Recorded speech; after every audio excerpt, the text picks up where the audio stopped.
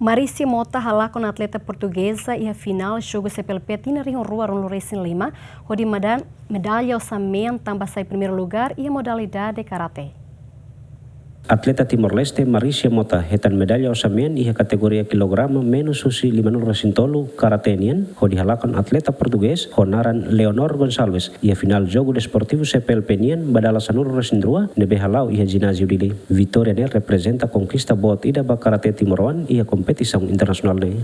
Orgulho bela lor nação naranya representa jogo de CPLP bela hetan primeiro lugar no. Agradeço liutan ba hanu treinador nebe durante ne sport o treino hau mas que hetan desafio bara que hetan sansau hetan mos hau la iha pata semangat de treino agradece. Treinador equipa karate Timoruan Andreas da Silva satisfeito Tevez o equipa ne desempenho mas que enfrenta luta nebe difícil mas be atleta Timor consegue hakat liu no merece hetan medalha orçamento. Jogo do ini jogo nebe masa Diak Tevez tamo yang atleta consegue hetan tu medalha nebe ida hetan juara ida hetan primeiro lugar no tolu hetan segundo lugar.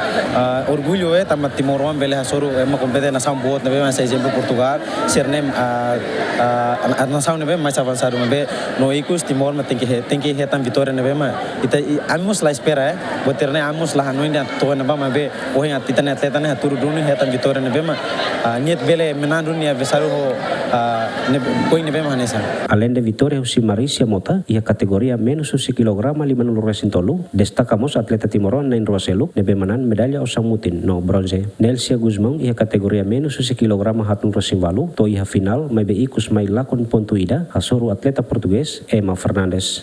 Nessa laos tau uma vez sente nessa orgulho tama na final no jogo Hasoru nação nebe bote vez. No sira nebe am Hasoru ne laos be atleta bem nessa uma vez sira nessa juara tene nação selo mas não joga nebe orgulho teve saber Hasoru nia opoing nebe tutir malore.